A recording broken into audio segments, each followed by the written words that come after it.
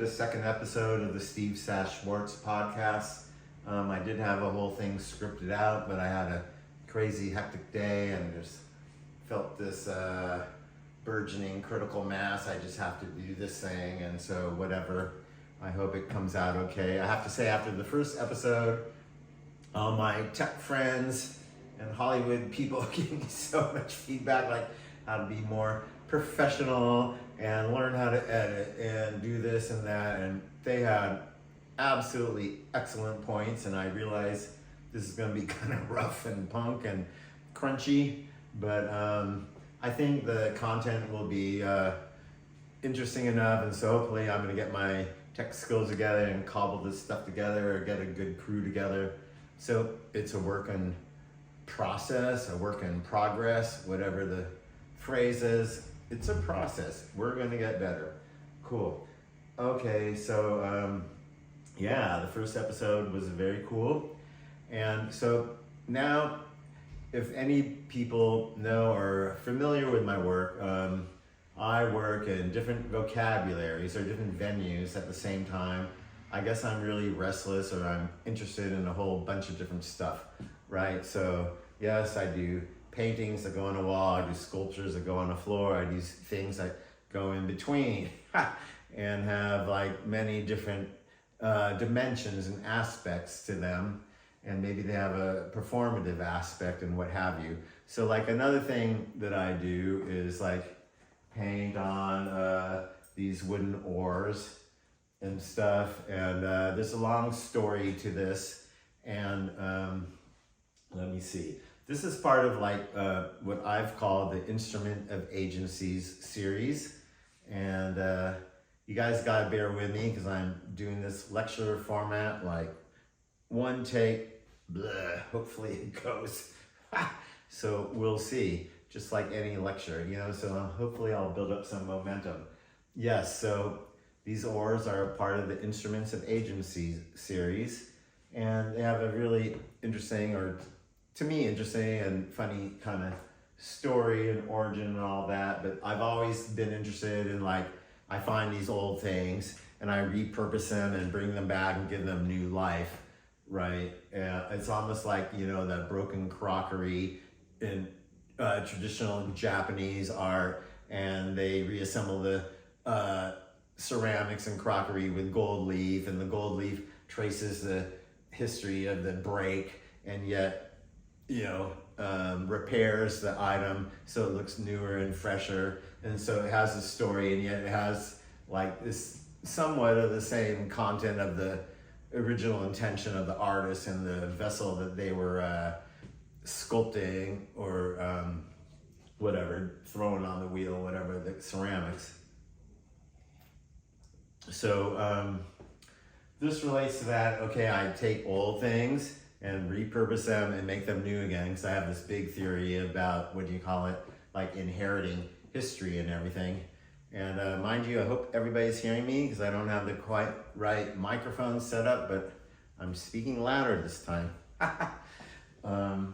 Okay, so yeah, so I started this whole series, I would say, 2018, sometime before COVID, like 2020. Right, and I was working with this material called nitrocellulose, which is more commonly known as nail lacquer or nail polish. I always thought it would be so bitchin' to do paintings or sculptures out of it. Like nail, I just thought like how it looks on fingernails is so rich and luscious. You don't see that on paintings, and I know now that they use all these different treatments to make all the gels and what have you look all rich, and it has a lot to do with car paint and lacquer and stuff. And anyway, so at some point I started harvesting and acquiring tons, like I'm talking about thousands of containers of nail polish, and I started doing all kinds of paints out of nail polish, branding it meanwhile like nitrocellulose. It sounds more sophisticated, whatever the fuck, but anyway, it's a great material. I love exploring different materials, like just really deeply, right? Okay, so like, okay, this was my thing. So I started doing all these big paintings, really, and all kinds of different things. out of nitrocellulose. So, you know, using like literally nail polish, and I could open the best nail salon in LA, I swear to God. So anyway, I happened to find, or have, I can't even remember how I got them, but I had these broken oars, and I thought they looked so cool, and I don't know, they were like 20 years, 40 years, 50 years old, maybe older, and they were broken in half, and at the time I was doing all this natural history type stuff, and stuff related, would you say, to like traditional Japanese painting, what have you, like hokusai and Japanese wood blocks, and you know, the what do you call it? Yeah, you know, almond flowers, cherry blossoms, all that kind of feeling, right? Like the blooming effervescence of spring, right? I really wanted to get that kind of exuberance in my work. And so I was doing this on all these recycled panels I found. And then, what'd you call it? Oh, where are these things? So I have these broken oars, and this first one was literally broken in half like this. And I'm supposed to show these things more, so I'm doing it now. I don't know if you can see this. Oh, there's all this great dust on there. That's attractive. Whatever. Okay, so yeah, they would be like more figured. This was a starling. It's a little bit dusty at the moment. And I used all these great, well, essentially like the palette of nail lacquer and whatever. And the oar was just this wooden thing. I love the whole nautical reference. And this was just like wasted away. Like there was nothing on here, right? It was just like the wood. And so I thought, oh, what a cool surface to paint on. So I painted this, and that was like 2018 or something. What's it actually say? 2019. It's on the back there. Ooh, I'm supposed to show it. Okay, there you go. Okay, so then like I did like a few of these. And I did like this one, and I really loved, what you call it, the nitrocellulose, because you get all this glitter, and you get a huge palette that is not normally available in traditional oil paints, acrylics, or whatever that you get at an ordinary, what you call it, art supply store. And so this is something I was really exploring a lot in my bigger paintings and in painting skateboards and whatever. So I applied it to this oar. This oar was blank as well, right? Not a single speck of paint on it. And, you know, I tried to make it metaphoric, kind of like, okay, what could that be? Like sailboat, iceberg, landscape, land reference, whatever. Make it kind of like abstract, and I don't know. I think they're really fun, and how they like reinterpret space and everything. So this is my point of entry to the whole thing. And then I was continuing in this vein, and I started striping like antique propellers from World War I, and I managed to get my hands on in a very fortuitous way and stuff like that. So I wanted to make these like commanding things with a presence, but you know, striped this way, upgraded, made what do you call it, or maybe more relevant, more up to date, more contemporary, something that people could respond to today, other than like, oh, some relic from some anthropology museum or whatever. And also, I think they have a really charged presence. They talk a lot more about like, oh, like, you know, oh, it's a propeller. Okay, so what does that indicate? And so like you could like analyze that for like forever. So anyway, then in a funny way, so I was striping these propellers, and they were coming out really great. And I happened to inherit, when my dad passed away, these oars from the 1970s Stanford crew team. And I thought, oh, how weird. Okay, here's these oars, but they're in like mint condition. They weren't broken in half like my other little things. And I honestly can't remember how I got a hold of my other smaller oars, but like they kind of started out like this, and whoop, this thing is gonna go, you know, and like you could see in here, I got these little balls. Those are little pellets, like when you shake up a nail polish, and it shakes up the lacquer and everything. And you could see the iridescence and all. And you could see like from the back, like how these things were, right? There wasn't any like demarcations on them and stuff. And so I did like a few of these. And it's really fun that I have like several of them here now, because I'm doing this podcast, because I'm gonna have a show and they're all gonna go away. So it's so neat that they're all here. Whoop. So here's like another one, and you could see like, I just love the palette of the nail lacquer and everything. So that's that. So that's how like these pieces were developed, and then these super large, long. These were the ones. Whoa. From the 1970s Stanford crew team. Crew is like, for people that don't know, I'm not trying to be snotty or anything, it's like rowing on these long skinny boats, and you got somebody yelling at the front called a coxswain or whatever they call it. That's like, you know, row, row, row, and like these guys are rowing these giant paddles and they're racing, right? And anyway, it's a super cool sport. And these pieces from Stanford were done like with the nitrocellulose. This is all nail polish per se, nail lacquer. Does that sound more sophisticated? And so, you know, I just started painting this thing. So that was like more like 2019 or something like that.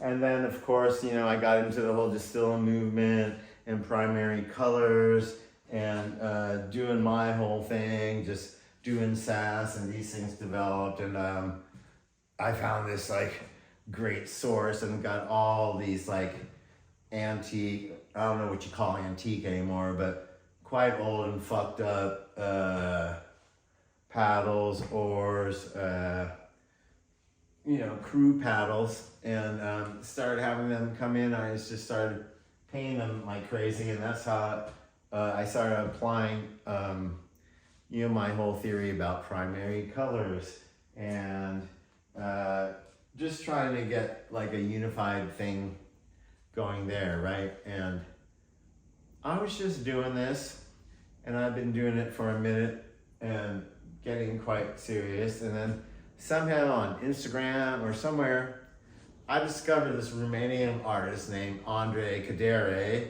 who like in the 1970s and probably earlier, a bit later, like was walking around Paris and art openings and museum openings with these long poles, exactly like paddles, but he called them the round bars, and I don't know how to say that in French properly, but anyway, it's known in French. And he'd walk around Paris with these things, and like he'd upend essentially, conceptually, you know, what it means to like exhibit your art and present your art. So suddenly, like, he'd be at some renowned artist's art opening, but he'd saunter in with his long staff or pillar of freaking these round bars, which are these little image units of things of different colors, just little rings. I'll show you in this book I have.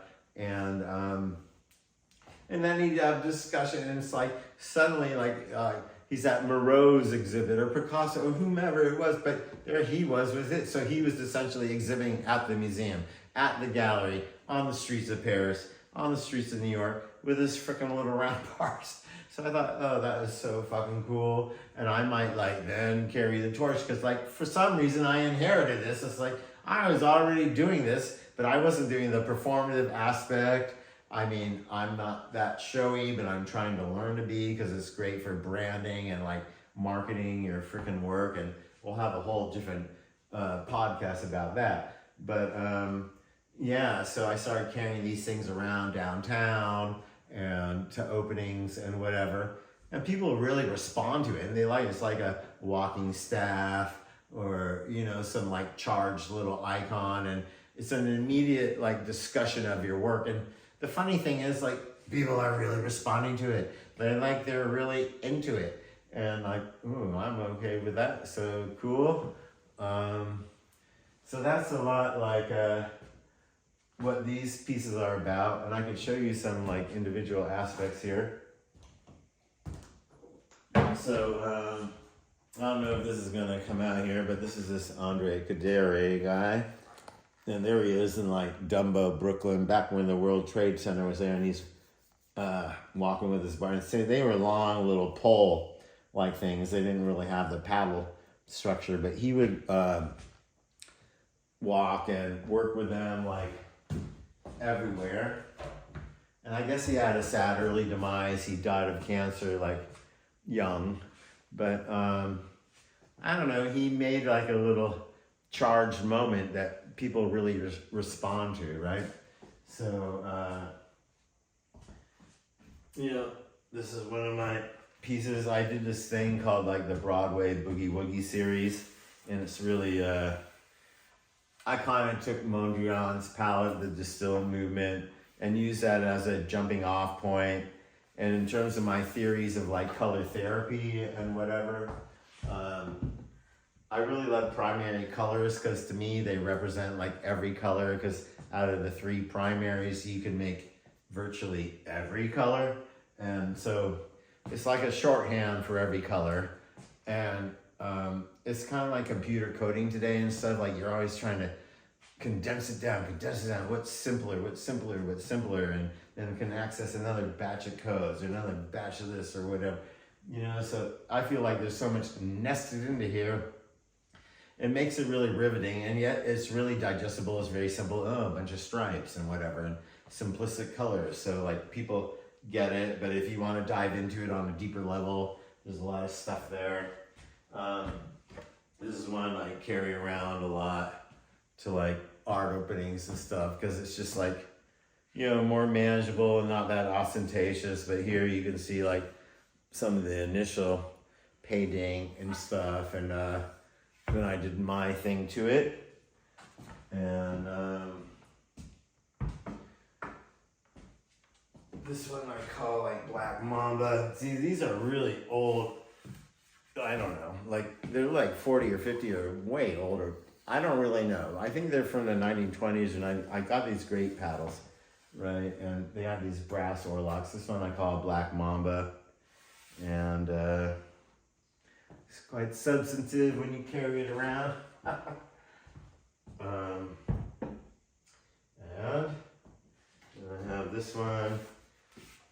So I love the fact they're all different. They kind of seem like, the dudes in Venice pushing their little boats around and stuff. And this one, I tried to make like kind of like a sailboat race and everything. You could see, like, just metaphorically, these triangles kind of look like sails and whatever. So I was trying to make like a thing that kind of conveys a regatta and everything. So I want things to be uplifting. I don't want art to be depressing. I'm trying to make this kind of mood and vibe that's like a respite and time out from life, where you can like meditate and feel good about things, and feel good about things just for that sake alone, and not crowded or clouded by current events or the drama of life, or so many people screaming different opinions in your head about